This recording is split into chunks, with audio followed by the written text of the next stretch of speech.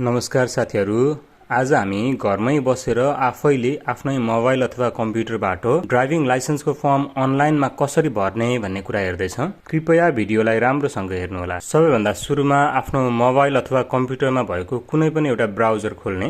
धेरै जसो अचेल क्रोम ब्राउजर खोल्दाखेरि सजिलो हुन्छ। मैले पनि क्रोम ब्राउजर खोलेको छु। क्रोम ब्राउजर खोलिसकेपछि त्यसमा गएर तपाईलाई वेबसाइट नै थाहा छ भने वेबसाइट नै हान्दा भयो। थाहा छैन भने यसरी मैले अगाडि कम्प्युटरमा गरेको जस्तै ट्रान्सपोर्टेसन डिपार्टमेन्ट, यातायात विभाग जे लेखेर सर्च गर्दा पनि हुन्छ।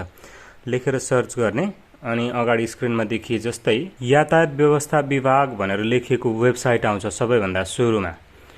त्यो वेबसाइटमा क्लिक गर्ने। म त्यो वेबसाइटको लिंक डिस्क्रिप्सनमा पनि हालिदिएको हुन्छु। तपाईहरुले त्यो डिस्क्रिप्सनमा गएर डाइरेक्ट त्यसबाटै फर्म भर्न सुरु गर्न पनि सक्नुहुन्छ। क्रोम ब्राउजर खोलिसकेपछि तपाईले डिस्क्रिप्सनमा भएको लिंकमा क्लिक गरेर डाइरेक्ट यातायात व्यवस्था विभागको वेबसाइटमा पुग्नुहुनेछ। www.dotm.gov.np वेबसाइट खोलिसकेपछि तपाईले वेबसाइटमा धेरै कुरा देख्न सक्नुहुन्छ। नोटिसहरु, सूचनाहरु, थुप्रै लिंकहरु देख्न सक्नुहुन्छ। त्यो सबै अहिले केही पनि आवश्यक पर्दैन। अहिले हामीलाई के आवश्यक पर्छ त भन्दा सबैभन्दा सुरुमा भएको यो अनलाइन सवारी चालक अनुमति पत्र प्रणाली लेखेको एउटा यो पार्ट छ।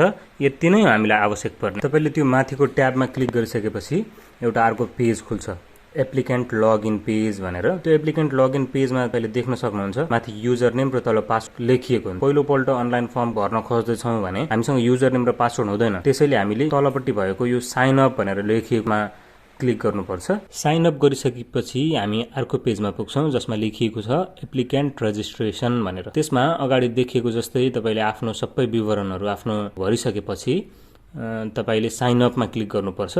म अगाडि देखाउँछु। विवरण भर्दाखेरि तपाईले सकेसम्म आफ्नो सही विवरण नै भर्नु होला। तपाईको फर्स्ट नेममा पहिलो नाम, मिडल नेममा तपाईको बीचको नाम छ भने मिडल नेम पनि लेख्ने, छुटाउन हुँदैन। त्यसपछि तपाईको लास्ट नेम थर लेख्ने।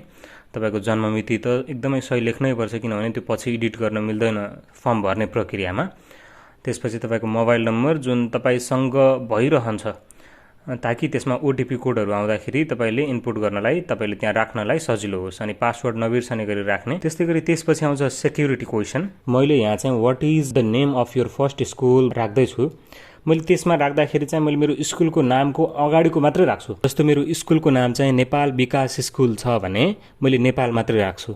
मैले लामो नाम राखे भने त्यसले अप्ठ्यारो हुन्छ। पछि मैले नामको स्पेलिङ यताउता गरे, क्यापिटल स्मल गरे भने मेरो सेक्युरिटी क्वेशन मिल्दैन र मैले पछि त्यो पासवर्ड रिकभर गर्न पर्यो भने सक्दिन। यो सबै विवरण भरेर भ्याइसक्दा तपाईले त्यहाँ अब साइन अपमा क्लिक गर्नु होला। साइन अपमा क्लिक गरिसकेपछि अर्को पेज खुल्छ। त्यसमा इन्टर ओटीपी कोड भनेर लेखेको हुन्छ। तपाईले केही समय प्रतीक्षा गर्न पर्न सक्छ। कुनै बेला सर्भर एकदमै बिजी भएको बेलामा चाहिँ ओटीपी कोड आउन टाइम लाग्छ।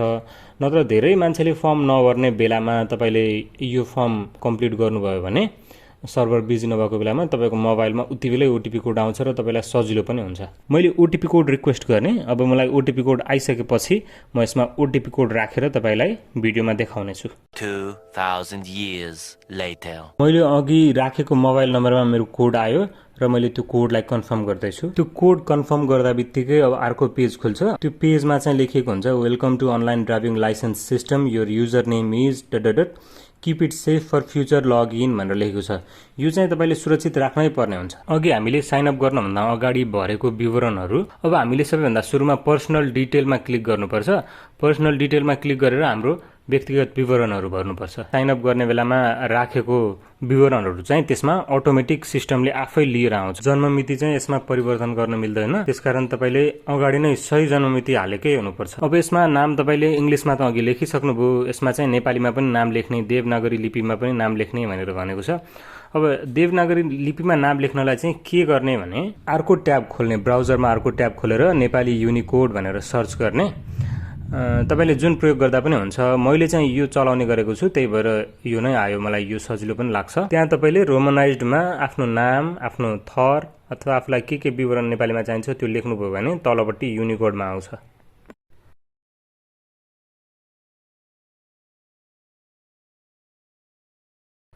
नाम, जेन्डर, ब्लड ग्रुप, त्यसपछि तपाईलाई नजिकको पाएक पर्ने कार्यालय पनि छनौट गर्नुपर्छ। त्यसपछि तपाईको अभिभावकको नाम, यसमा अभिभावकको नामको लागि चाहिँ 3वटा मात्रै अप्सन छ। एउटा तपाईको बुबाको नाम राख्न मिल्छ, आमाको नाम राख्न मिल्छ र श्रीमानको नाम राख्न मिल्छ। त्यो 3 जना मध्ये 1 जनाको नाम लेख्ने यतापट्टि अनि तपाईको सम्बन्ध के हो भनेर उतापट्टि खुलाउने। त्यसपछि अदर इन्फर्मेसन भनेर आउँछ, तपाईको शिक्षा, तपाईले के काम गर्नुहुन्छ, तपाईको कम्प्युटरको नलेज। यो कम्प्युटरको नलेज धेरै थोरै हुनेले त्यति धेरै फरक पार्दैन, तैपनि यसमा फर्ममा लेखिएको छ। त्यस्तै गरी तपाई अब देश कुन देश भनेको छ, अभियसली नेपालमा यो भिडियो हेर्दै हुनुहुन्छ भने पक्कै पनि नेपाली नै हो। त्यसपछि तपाईसँग ड्राइभिङ लाइसेन्स छ कि छैन भनेर भन्छ। यो सबै विवरण भर्ने। तपाईले पहिलोपल्ट ड्राइभिङ लाइसेन्सको लागि फर्म भर्दै हुनुहुन्छ भने ह्याभ अ ड्राइभिङ लाइसेन्समा नो भनेर लेख्नु होला। त्यति गरेर सबमिट गरिसकेपछि फेरि अर्को एड्रेस वाला पेजमा पुगिन्छ। लेखिएको छ profile updated, now fill up your addresses भनेर। ठेगाना भर्ने पेजमा पुग्दाखेरि त्यहाँ तपाईको स्थायी ठेगाना, पर्मानेन्ट एड्रेस लेख्ने ठाउँ आउँछ। तपाईले आफ्नो कुन प्रदेशमा हुनुहुन्छ, कुन जिल्ला, कुन म्युनिसिपालिटी, कुन वार्ड नम्बर, कुन शहर, सबै कुरा भर्ने। त्यहाँ स्टार लागेको कुरा भरि कम्पलसरी हो। तपाईले आफ्नो गाउँ अथवा शहरको नामसम्म चाहिँ माथिबाट गाउँ अथवा शहरको नामसम्म चाहिँ पुरा भर्नुपर्छ। अनि टोल चाहिँ लेख्न अनिवार्य हुँदैन। तपाईको अस्थायी ठेगाना स्थायी ठेगाना अनुसार एउटै हो भने यहाँ सेम एज पर्मानेन्ट भन्ने छ, यसमा टिक लगाउँदा यसमा छुँदाखेरि पनि हुन्छ। तपाईको फरक छ भने फेरि यहाँ पनि छुट्टै विवरण भर्नु होला। ठेगानाको ट्याबमा पनि काम कम्प्लिट गरिसकेपछि address updated, continue feeling up rest of your profile भनेर आयो।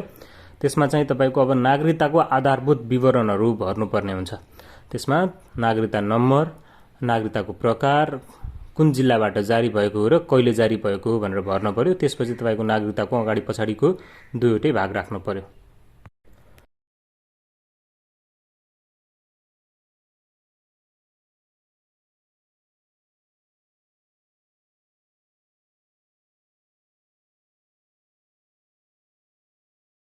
त्यो ट्याबमा पनि सबमिट गरिसकेपछि सिटिजनशिप एडिसनल इन्फर्मेसन भनेर आयो।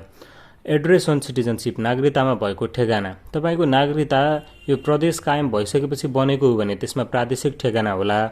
त्योभन्दा अगाडि बनेको हो भने अञ्चलगत रूपमा ठेगाना होला। तपाईले आफ्नो नागरिकतामा कुन हिसाबको ठेगाना छ त्यही हिसाबले लेख्ने। पुरानो छ भने पुरानोमा, जोनलमा, नयाँ छ भने प्रोभिन्सियलमा।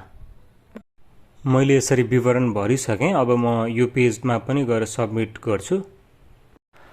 तपाईले त्यो पेजमा नेक्स्ट गरिसकेपछि माथि एउटा इन्फर्मेसन आउँछ, citizenship details saved, now you can processed with application process भनेर। अब अघि नखुलेको यो ट्याब, एप्लाई फर ड्राइभिङ लाइसेन्सको ट्याब अब चाहिँ खुलेको देखिएको छ। तपाईँ अब रिसेन्टली विदेश जाने विचार गर्दै हुनुहुन्छ र तपाईँको लाइसेन्समा पासपोर्टको विवरण भयो भने तपाईँलाई सजिलो हुन्छ जस्तो लाग्छ भने यो फर्म भर्दाखेरि तपाईँले पासपोर्टको डिटेल पनि त्यो फर्म भर्दै गर्दाखेरि हाल्नु होला।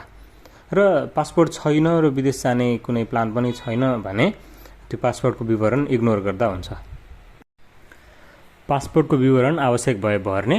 त्यसपछि अब तपाईले एप्लाई फर ड्राइभिङ लाइसेन्स गर्ने, चालक अनुमति पत्र आवेदनमा क्लिक गर्ने। त्यसमा क्लिक गरिसकेपछि जुन पेज खुल्छ त्यसमा के लेखिएको छ यो पढ्नु होला तपाईले। यसमा मेरो परिचय पत्रको विवरण सही छ, अभिभावकको विवरण सही छ, मेरो ठेगानाको विवरण सही छ, जवाफदेही म नै छु भन्ने कुराहरू यसमा लेखिएको छ। तलपट्टि I have read and agreed to भन्नेमा टिक लगाउने अनि नेक्स्ट गर्ने। त्यसपछि फेरि अर्को इम्पोर्टेन्ट पेज खुल्छ, सिलेक्ट क्याटेगोरी। तपाईलाई के को लाइसेन्स चाहिएको छ, अहिले तपाईले के को लाइसेन्स निकाल्न खोज्दै हुनुहुन्छ त्यसमा नै टिक लगाउने। स्कुटर अथवा मोपेड, मोटरसाइकल, स्कुटर र मोपेड। त्यसै गरी बी क्याटेगोरीमा कार, जिप, डेलिभरी भ्यान। त्यस्तै गरी सी क्याटेगोरीमा टेम्पो, अटो रिक्सा। अनि C1मा ई रिक्सा। त्यस्तै गरी थुप्रै क्याटेगोरीहरू छन्। त्यस्तै हेभी भेहिकलहरूको क्याटेगोरी। तपाईलाई जुन क्याटेगोरी आवश्यक छ त्यही क्याटेगोरीमा टिक लगाउने। तपाईलाई आवश्यक क्याटेगोरी छानिसकेपछि नेक्स्ट गरिसकेपछि अफिस सिलेक्सन भन्नेमा पुग्नुहुन्छ, कार्यालय चयन गर्ने। तपाईले कुन कार्यालयबाट लाइसेन्स निकाल्न चाहनुहुन्छ त्यो कार्यालयको विवरण सिलेक्ट गर्न पर्यो। पहिला प्रदेश छान्नु होला, पछि त्यो कुन कार्यालय तपाईको लागि उपयुक्त छ त्यो कार्यालय छान्नु होला। अब तपाईलाई मिति चयन गर्ने पेजमा पुग्नुभयो। मिति चयन गर्ने पेजमा तपाईले यतापट्टि देख्न सक्नुहुन्छ कति गतेको कोटा चाहिँ फिल भइसक्यो भन्ने कुरा देख्न सक्नुहुन्छ। त्यो मितिको बाहेक अन्य मितिको लागि तपाईले छनौट गर्न पाउनुहुन्छ। तपाईले सिलेक्ट डिजायर्ड डेट लेखेको ठाउँमा मिति चयन गर्नुहोस् भनेको ठाउँमा क्लिक गरेर हेर्नुभयो भने पनि जुन मितिमा कोटा बाँकी छ, सिट बाँकी छ, त्यो मितिमा मात्रै तपाईले सिलेक्ट गर्न मिल्छ। त्यो हेरेर त्यो ब्लर भएको हुँदैन। त्यो हेरेर तपाईले त्यही मिति छनौट गर्नुभयो भने यो मितिमा 200 वटा कोटा मध्ये 196 वटा कोटा चाहिँ बुक भइसकेको र 3 वटा कोटा चाहिँ एभाइलेबल देखाइरहेको छ। अझै डेट धेरै नै उपलब्ध छन्, डेट 2-3 दिन उपलब्ध छन् भने त तपाईलाई आफुलाई जुन दिन पाएको पर्छ त्यही दिन नै हेरेर त्यही दिनमै तपाईले गर्न सक्नुहुन्छ। अर्को मितिमा पनि धेरै खाली हुन सक्छ, त्यो मिति पनि हेरेर तपाईले त्यही दिनको लागि गर्न सक्नुहुन्छ। हामीले स्कुटरको हेर्यौं, स्कुटरको लागि त त्यति धेरै प्याक देखिएन, तर बाइक र कारमा चाहिँ धेरै मान्छेले लाइसेन्सको फर्म भरिराख्ने भएको भएर त्यसको चाहिँ मिति पाउन अप्ठ्यारो भन्ने धेरै जनाको गुनासो हुन्छ। कहिलेकाहीँ चाहिँ तपाईले चाहेको केन्द्रभन्दा अरू केन्द्रमा डेट खाली छ, त्यसमा सजिलो हुन्छ जस्तो लाग्यो र तपाईलाई पुग्नलाई पनि टाढा छैन जस्तो लाग्यो भने अरू केन्द्रमा पनि तपाईले हेरेर चेक गर्नु होला। जस्तो अहिले हामीले तुलसीपुरको केन्द्रमा हेर्यौं भने तुलसीपुरमा चाहिँ बाइकको लागि एभाइलेबल कोटा 42 वटा कोटा देखियो। यो मितिमा चाहिँ हेर्नु त 5 महिना 27 गते। अब अघि भर्दै गरेकै फर्म कन्टिन्यू गरौँ। स्कुटीकै फर्म रूपन्देहीकै लागि म तपाईलाई यो फर्म अगाडि एप्लाईमा क्लिक गरेर देखाउँछु। ल हेर्नुहोस्, एप्लाईमा क्लिक गरिसकेपछि फेरि एउटा ओटिपी कोड इनपुट गर्ने, ओटिपी कोड हाल्ने ठाउँ आउँछ। तपाईले अघि जुन मोबाइल नम्बर राख्नु भएको थियो त्यही मोबाइल नम्बरमै ओटिपी कोड आउँछ। ओटिपी कोड आउँछ। ओटिपी कोड हालिसकेपछि तपाईको फर्म भरेर सकिन्छ। अनि do you want to print your form भनेर भन्छ। तपाईको डेट तपाईको लागि बुक हुन्छ। त्यसपछि त्यही पेजमै गएर प्रिन्ट एप्लिकेसन भनेर लेखेको आउँछ माथि।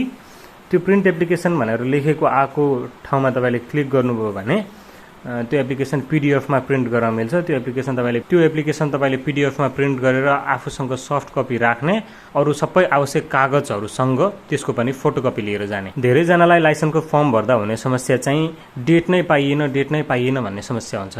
लाइसेन्सको फर्म प्राय जसो बिहान 7 बजे अर्को मितिको लागि खोलेको हुन्छ। आजको 16औं दिनको दिन तपाईले डेट पाउने गरी लाइसेन्सको फर्म खुल्ने गर्छ।